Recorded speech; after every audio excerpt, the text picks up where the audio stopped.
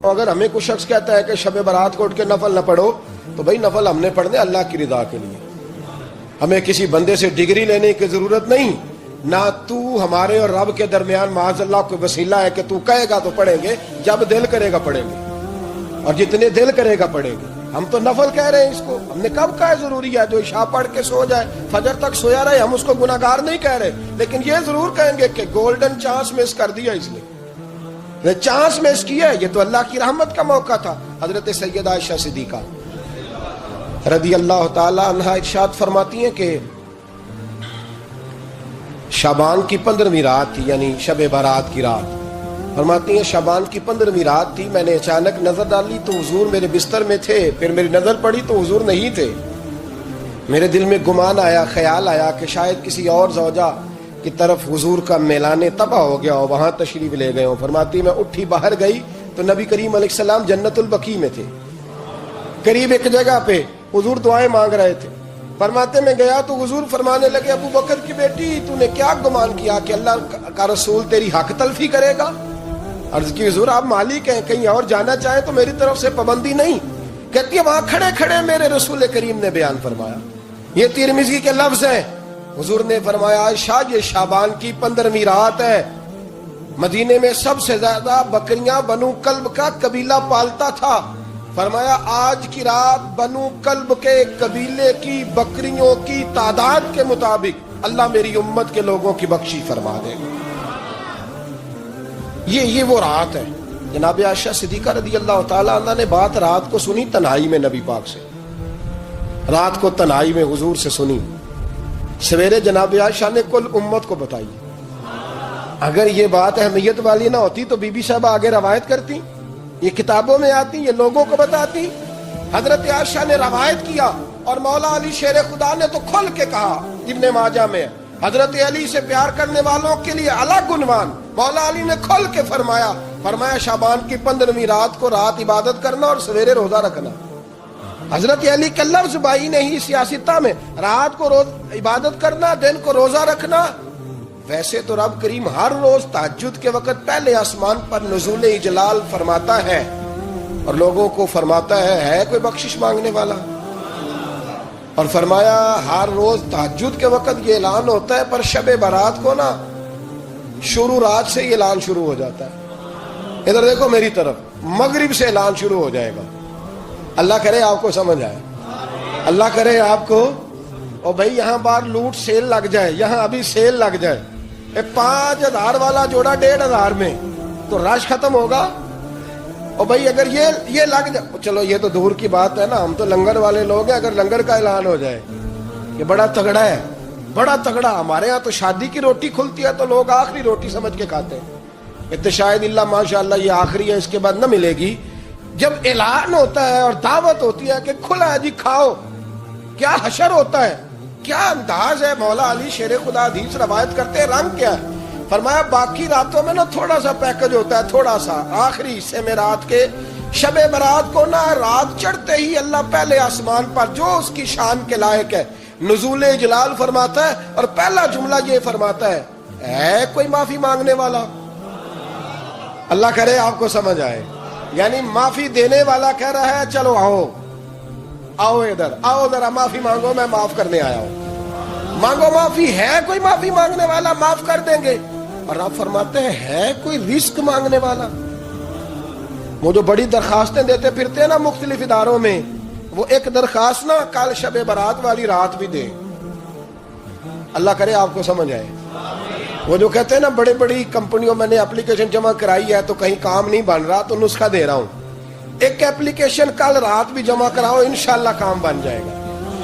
اور میں نہیں کہہ رہا، مولا علی شیر خدا فرما رہے ہیں، اور وہ خود نہیں فرما رہے، وہ نبی پاک کا فرمان نقل کر رہے ہیں، اور وہ رسول اللہ صلی اللہ علیہ وسلم کی بات نہیں بیان کر رہے، وہ کہتے ہیں رب فرماتا ہے کوئی روزی مانگنے والا؟ سارے سیٹھوں، نوابوں، جاگیرداروں کے پاس جا جا کے تھک گئے ہو، ایک دن میرے کہنے پر، ایک رات، ایک دیہڑی ذرا شب برات والی لگا کے تو دیکھو، پر شرط یہ ہے کہ یقین کامل ہو، ارادہ یہ، مطلب اللہ معاف کرے، آپ نے ناراض نہیں ہونا، لیکن وہ ماحول اس طرح کا ہے کہ شب برات کو ایک دو ساتھی کو کہا رات کو عبادت کر کہتے جی وہ تو ٹھیک ہے پر سویرے چھٹی نہیں، کام کرنا ہے.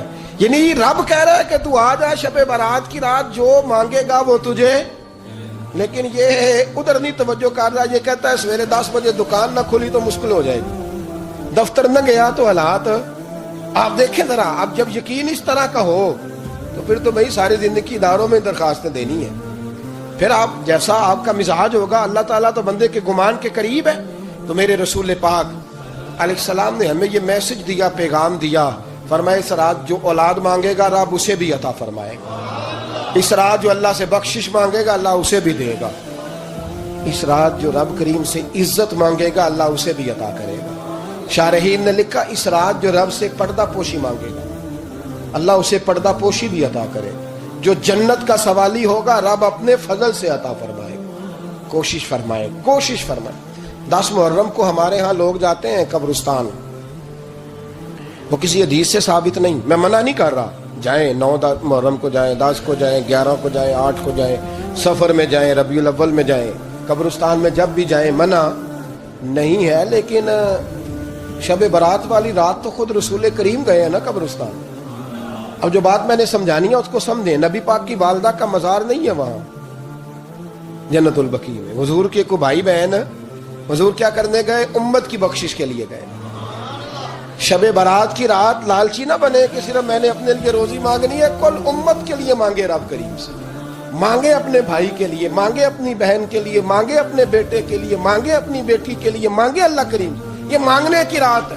پچھلی راتی رحمت رب دی کرے بلند آوازہ، بخشش منگن وارے کارن کھلا جے دروازہ. آئیں اللہ کی بارگاہ میں اس رات کو کھل کے دعا مانگے. قبرستانوں میں نا کچھ قبریں ایسی ہیں کہ جو بتاتی ہیں کہ سالوں بیت گئے ہیں کوئی آیا نہیں. کچھ قبریں بتاتی ہیں.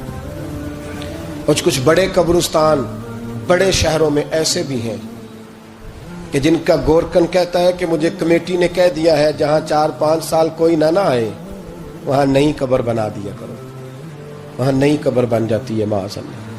او بھائی کچھ ہیں ایسے، کچھ ہیں. یہ جائیں نا اکبر بادشاہ یہاں لیٹا ہے لاہور میں، تو شعر لکھا ہوا ہے بر مزارے ماں غریباں نے گلے پروانہ سوزز نے صدائے بلبلے. فارسی کا مقولہ لکھا ہے اس کی قبر پہ، کہتا ہے میں وہ غریب ہوں. اعلیٰ بادشاہ ہے مقبرے میں لیٹا ہے، کہتا ہے میں وہ غریب ہوں کہ نہ یہاں کوئی پروانہ آتا ہے نہ بلبل آ کے گیت گاتی. کوئی آتا ہی نہیں، کوئی فاتحہ نہیں پڑھتا، کوئی فاتحہ نہیں پڑھتا. او بھائی کئی قبریں ایسی ہیں جن پہ سالوں بیت گئے کوئی لوٹا نہیں.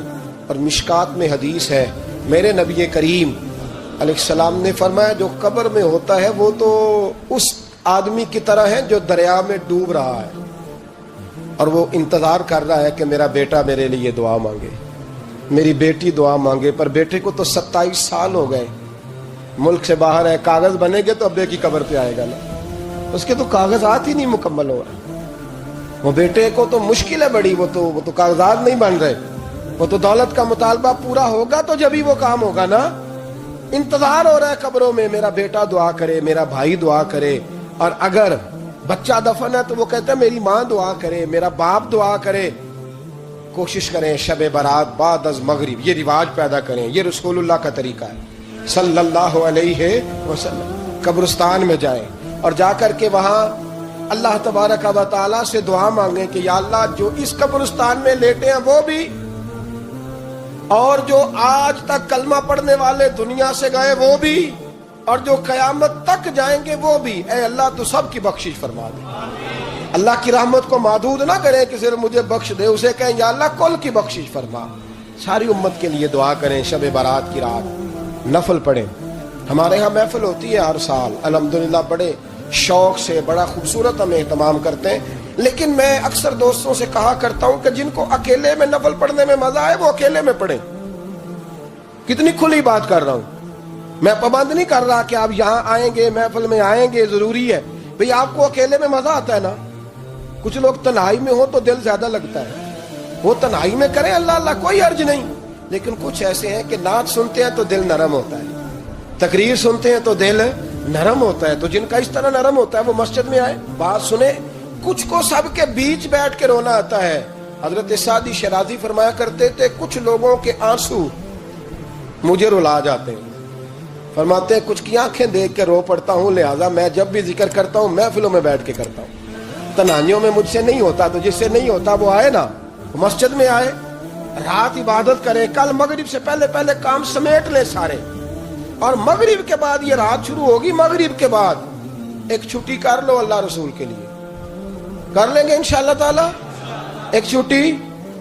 اور توبہ کی رات ہے یہ, توبہ کرنی. توبہ کس کو کہتے ہیں؟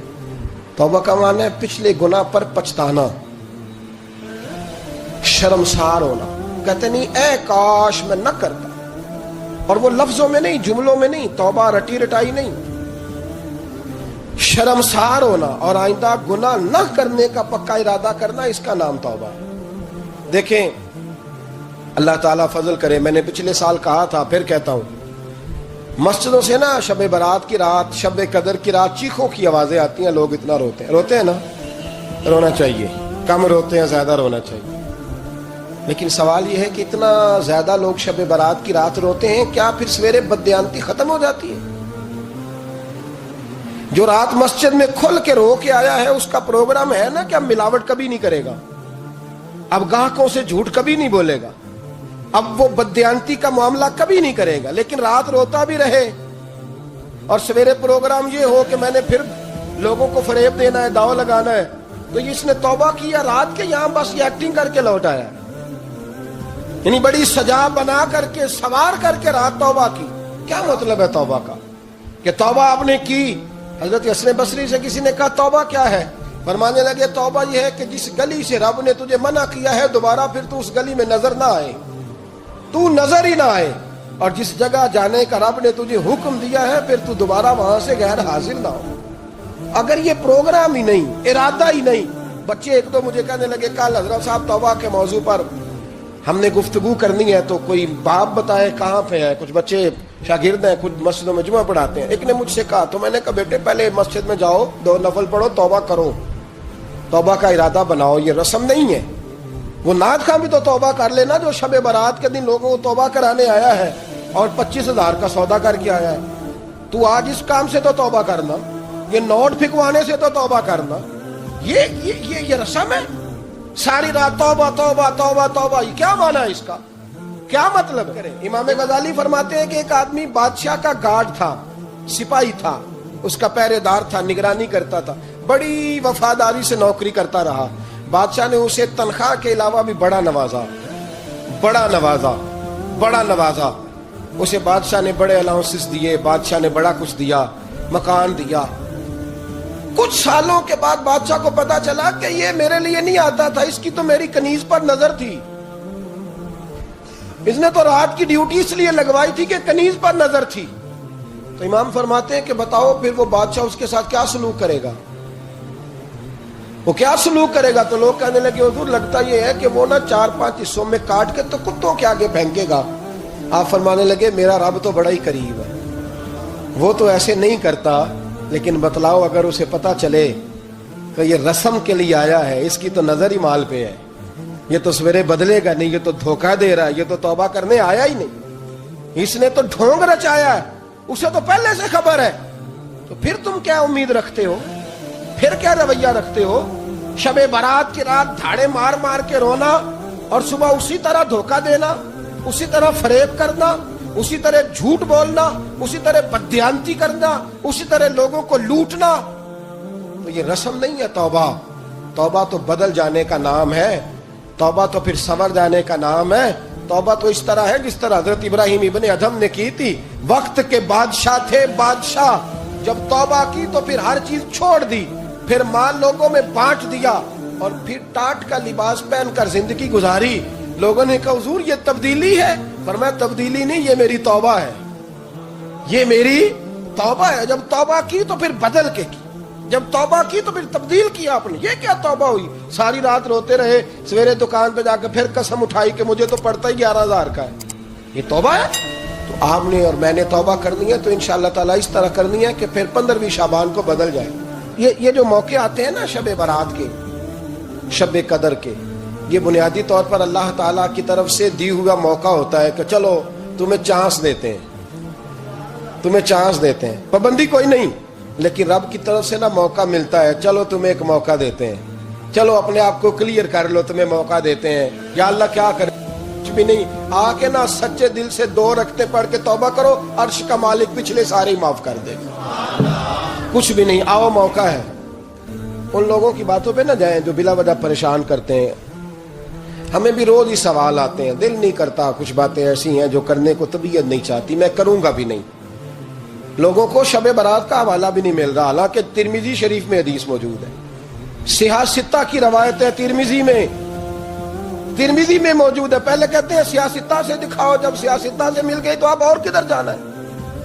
اور ابن ماجہ میں موجود ہے مولا علی کی روایت، اور ذرا ترتیب دیکھیے گا، یہ ترمذی کی حدیث ہے، امام ترمذی نے تو پورا باب باندھا ہے 15ویں شعبان پر، پورا باب۔ اب تمہاری مرضی ہے، اگر تم نئی بات کو سمجھنا چاہتے۔ اور مجھے پتا کیوں یہ شب برات کیا لگتا ہے، مجھے کبھی کبھی یوں لگتا ہے کہ رب فرماتا ہے کہ رمضان سے 15 دن پہلے ہی پکی سچی توبہ کر لے، تیاری کر، پاک صاف ہو جا، تاکہ جب رمضان آئے نا تو پھر تجھے پاک ہونے کی ضرورت نہ پڑے، بس پھر تو آتا جائے اور میں تیرے اوپر رحمت نچھاور کرتا جاؤں۔ بس تو پہلے ہی تیاری کر، 15 دن پہلے ہی، 14 دن پہلے تیار ہو جا۔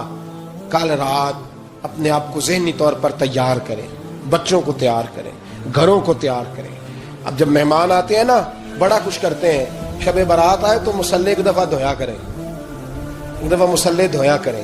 فرش دھوتے ہیں نا، مہمانوں نے آنا ہے تو ایک کمرے کا فرش دھو کے صاف کریں کہ خواتین نے یہاں ساری رات نماز پڑھنی، یہ ارادے بنائیں۔ جس طرح آپ کہتے ہیں نا رات کو سفر کرنا ہے تو دوپہر میں تھوڑا آرام نہ کر لوں تو کل دوپہر میں آرام کر لیں، تاکہ رات کو رب رب کرنا آسان ہو جائے، اللہ کی بارگاہ میں بیٹھنا آسان ہو جائے۔ مکمل طور پر ذہنی طور پر اپنے آپ کو تیار کریں۔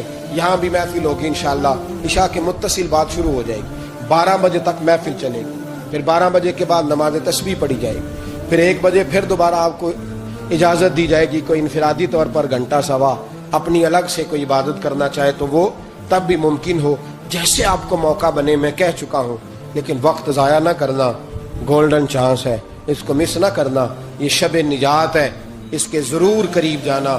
رب کریم سمجھنے کی توفیق عطا فرمائے۔ آخر دعوانا ان الحمدللہ رب العالمین۔